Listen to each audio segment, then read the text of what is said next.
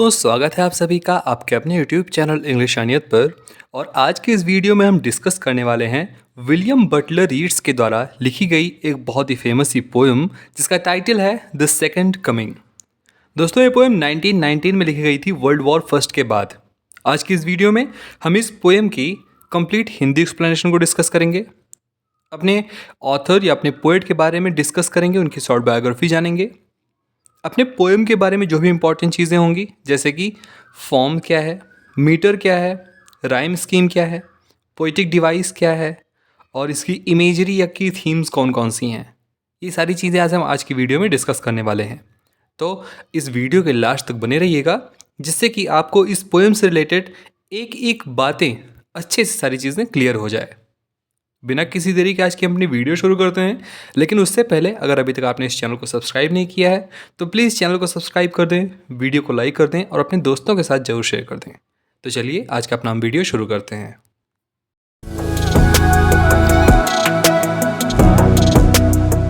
दोस्तों, हम सबसे पहले बात कर लेते हैं अपने पोएम के पोएट के बारे में। तो विलियम बटलर ईट्स एक आयरिश पोएट हैं, एक ड्रामेटिस्ट हैं और एक राइटर हैं। और ये 20th सेंचुरी के लिटरेचर के एक फॉरमोस्ट फिगर भी रहे हैं। इनका जन्म 13 जून 1865 को सैंडी माउंट आयरलैंड में हुआ था।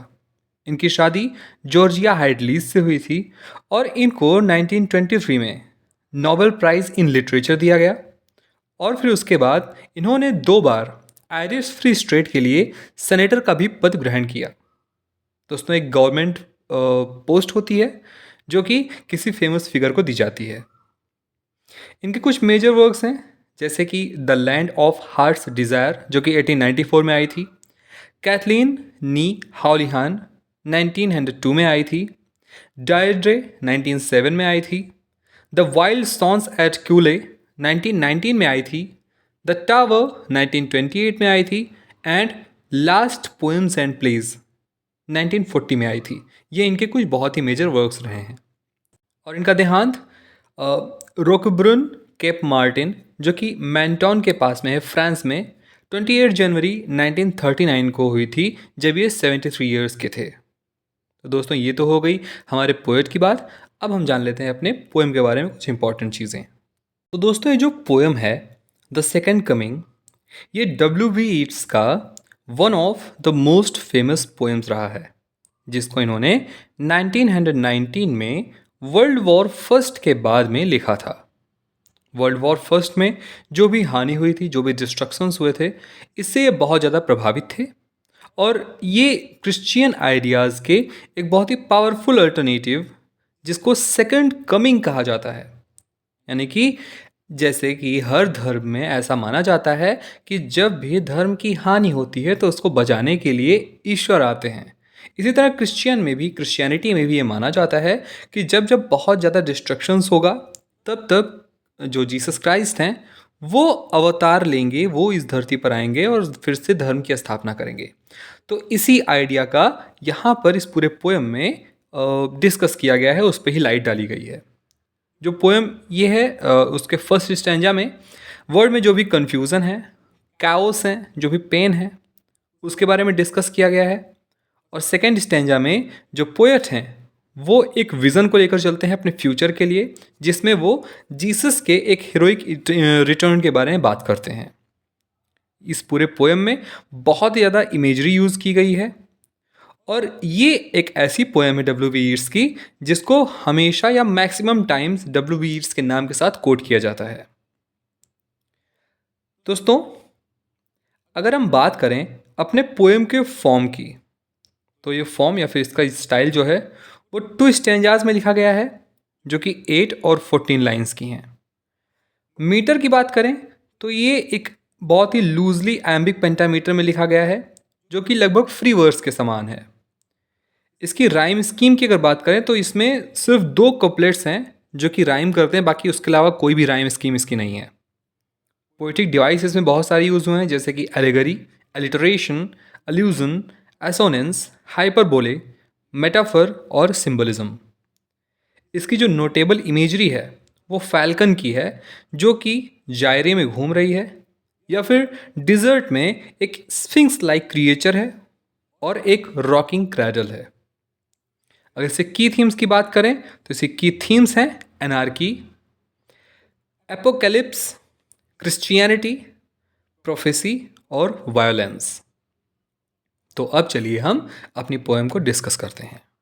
तो दोस्तों, पोएम की शुरुआत करते हुए W.B. ईट्स लिखते हैं, turning and turning in the widening gyre, the falcon can not hear the falconer. दोस्तों, हमको सबसे पहले ये समझना होगा कि यहाँ पर फैल्कन का जिक्र क्यों किया गया है, बाज का जिक्र क्यों किया गया है। हम सभी को पता है कि बाज एक पालतू पक्षी भी है, एक शिकारी पक्षी भी है, और बाज एक वफादार पक्षी भी है जो अपने मालिक का, जो फैल्कनर होता है, उसका थोड़ा सा भी आहट सुन करके वो कहीं भी होती है वो उड़ करके चली आती है। यानी कि ये बहुत ज़्यादा अपने मालिक को ओबे करती है। तो इस तरह से यहाँ पर बताया गया है कि जो बाज पक्षी है वो एक जायरे यानी कि एक चक्रवात में फंस गई है और उसमें गोल गोल घूम रही है। और वो चक्रवात कैसी है?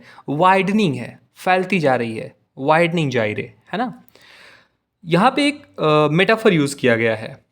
फैल्कन को यहाँ पर एक मेटाफर की तरह प्रेजेंट किया गया है और इसका मीनिंग कुछ और है।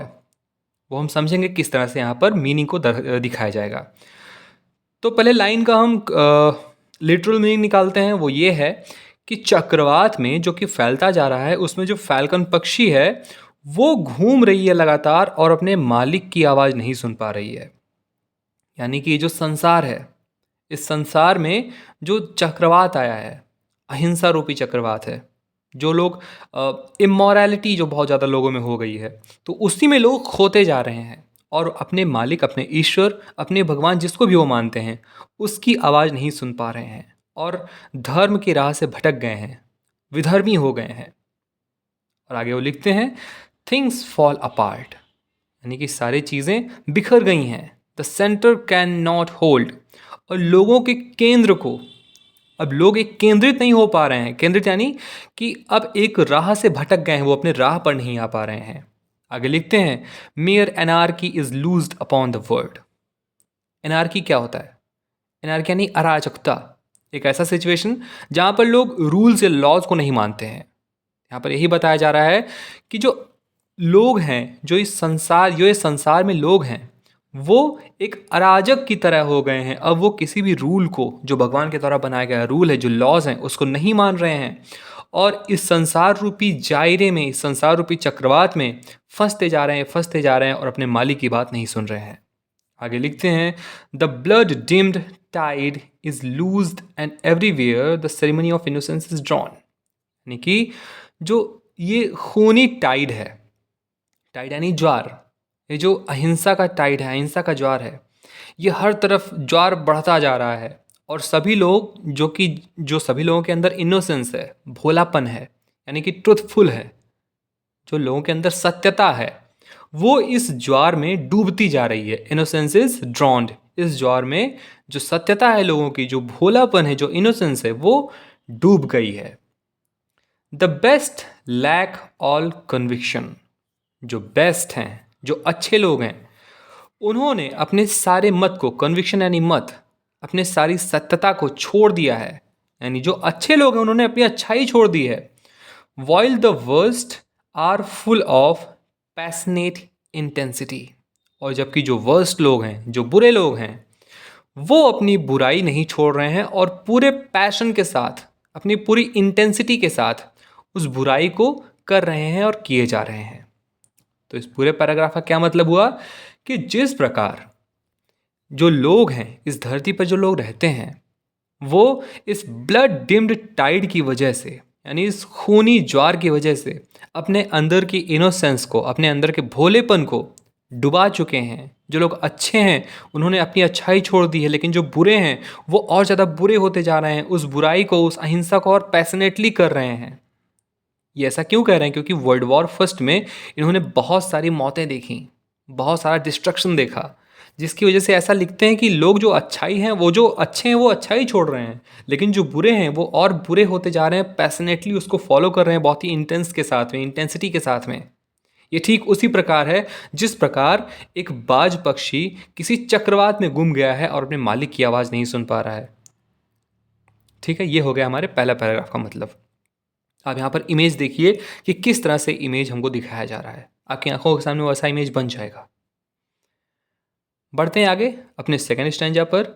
यहाँ पर डब्ल्यू वीट्स लिखते हैं, surely some revelation is at hand. Revelation यानी अज्ञात, कोई सीक्रेट, कोई गुप्त चीज। सॉरी। तो ये श्योर है, यानी कि ये दृढ़ निश्चय है, ये कंफर्म है कि कोई सीक्रेट इज एट हैंड, यानी कि एकदम हाथों में है। हाथों में होना का क्या मतलब कि बस कोई सीक्रेटली कोई चीज होने वाली है। वो क्या होने वाली है?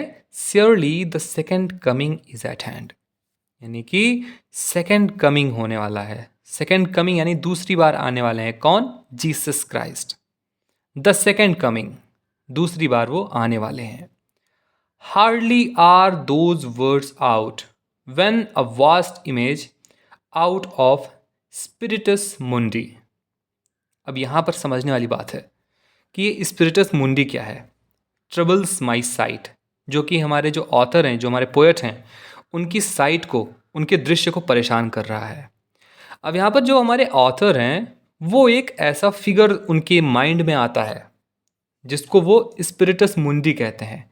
दोस्तों, स्पिरिटस मुंडी एक लैटिन फ्रेज है जिसका इंग्लिश में मीनिंग होता है वर्ल्ड स्पिरिट, यानी संसार की आत्मा। तो इनके आंखों के सामने जो संसार है, इन सब की एक आत्मा रूपी एक कोई इमेज सामने दिखती है। वो इमेज इतनी भयावह इनको लगती है कि जब वो इमेज इनकी आंखों के सामने आती है तब इनकी आवाज़ बंद हो जाती है और बहुत ही मुश्किल से, hardly are those words out, hardly ही इनके मुख से कोई आवाज़ आता है जो जीसस क्राइस्ट के सेकेंड कमिंग की बात करता हो। अब वो स्पिरिटस मुंडी कैसे दिखती है, आगे लिखते हैं, somewhere in sand of dessert, कहीं बहुत दूर, कहीं पे जो एक डिजर्ट है, यानी कि एक रेगिस्तान है, एक मरुस्थल है, उसके बालुओं के बीच में कहीं पे, अ shape with lion body and the head of a man. दोस्तों, आपने स्फिंक्स देखा होगा या स्फिंक्स के बारे में सुना होगा कि उसका सर एक मैन का होता है लेकिन उसकी बॉडी लॉयन की होती है। तो वही यहाँ पर बता रहे हैं कि कुछ उसी तरह से दिख रहा है इनको कि जो स्पिरिटस मुंडी है, उसका जो सर है वो एक मैन का है लेकिन उसका पूरा शरीर लॉयन की तरह है। आगे लिखते हैं, वो उसका इमोशन कैसा, उसको देखने का तरीका कैसा है, a gaze blank and pitiless as the sun.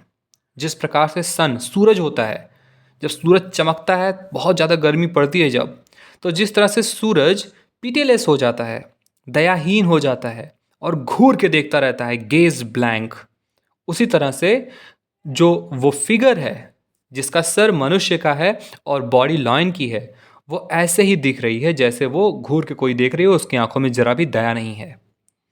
Is moving it's slow thighs, और वो जो फिगर है, वो जो लॉयन का बॉडी है, वो अपने पैरों को, थाइस यानी जांग, यानी अपने पैर, तो वो अपने पैरों को धीरे धीरे मूव कर रहा है, आगे बढ़ रहा है। While all about it reel shadows of the indignant desert birds, the darkness drop again but now I know. अच्छा, इससे पहले ये समझ लेते हैं, is moving its thighs, slow thighs, while all about it real shadows of indignant desert birds। indignant यानी कि नापसंद।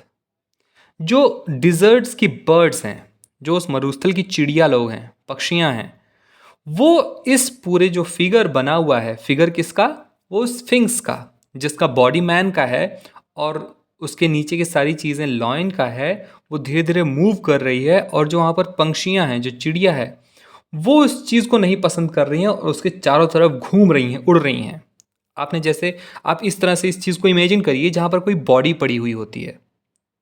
जब कोई किसी का डेथ हो जाता है या फिर कहीं पे कोई जानवर मरा पड़ा हुआ होता है, उसके ऊपर बहुत सारी पंक्षियाँ उड़ती रहती हैं, वो चाहे कौवा हो, कुछ भी हो, क्योंकि वो उनको आके चुगती का मतलब उनको आके खाती है उनकी बॉडी को। जो भी ऐसे कोई जानवर होते हैं, जैसे कौवा है, वो मांस खाता है, तो ऐसे आके बॉडी को खोदता है। तो जिस तरह से वो सीन बनता है, उसके आसपास चिड़िया उड़ रहा है, चिड़िया खूब ढेर सारे उड़ रहे हैं, और उसकी परछाई नीचे उस स्फिंक्स पर, उस बॉडी पर या फिर उस फिगर पर पड़ रही है। तो यही यहाँ पर बताया जा रहा है कि जो वो स्फिंक्स दिख रहा है, उसकी बॉडी थोड़ी थोड़ी धीरे धीरे स्लो स्लो उसके थाइज मूव कर रहे हैं, और उसके आसपास जो पंक्षियां हैं वो उस बॉडी को पसंद नहीं कर रही हैं और उसके आसपास उड़ रही हैं, जिनका शैडो उनके ऊपर दिख रहा है। ठीक है, आगे बढ़ते हैं। The darkness drops again. यहाँ पर लिखते हैं WB ईट्स कि फिर से जो डार्कनेस है, जो अंधकार है, वो फिर से आ जाता है। बट नाउ आई नो, लेकिन अब मैं जानता हूँ, that 20 centuries of stony sleep, कि 2000 साल यानी कि लगभग 20 शताब्दियों की इस कठोर निद्रा को were vexed to nightmare by a rocking cradle. Were vexed यानी कि चिंता उत्पन्न करने वाला, वैक्स्ड मतलब चिंता उत्पन्न करने वाला। नाइट मेयर रात का स्वप्न, बाई अ रॉकिंग क्रैडल। दोस्तों क्रैडल मीन्स होता है पालना। पालना यानी जिसमें बच्चों को रख के हम, आप मूवीज़ में देखते होंगे या फिर किसी किसी घर में होगा, एक झूले जैसा होता है जिसमें बच्चों को लिटा करके हिलाया जाता है। तो यहाँ पर यही बता रहे हैं कि जो स्टोनी, जो रॉकिंग क्रैडल है, जो पालना है, पत्थर रूपी पालना है, जिसमें 20 शताब्दियों से लोग सो रहे हैं। लोग सो रहे का मतलब लोगों की आंखें बंद हैं, लोग अंधे हो चुके हैं। अब उस रॉकिंग क्रैडल के वजह से, उस पालने के तेज मोशन होने की वजह से लोगों की आंखें ऐसी है कि खुल चुकी हैं। लोग बहुत ही बुरी तरह से एक दूसरे की जान लेने के लिए उतावले हो रहे हैं। इसी को वैक्स टू नाइटमेयर कहा गया है। ठीक है, आगे वो लिखते हैं, and what rough beast its hour come round at last. And what rough beast, और ऐसा कौन सा बीस्ट है, बीस्ट यानी बॉडी, और बॉडी जानवर की हो सकती है, मनुष्य का हो सकता है।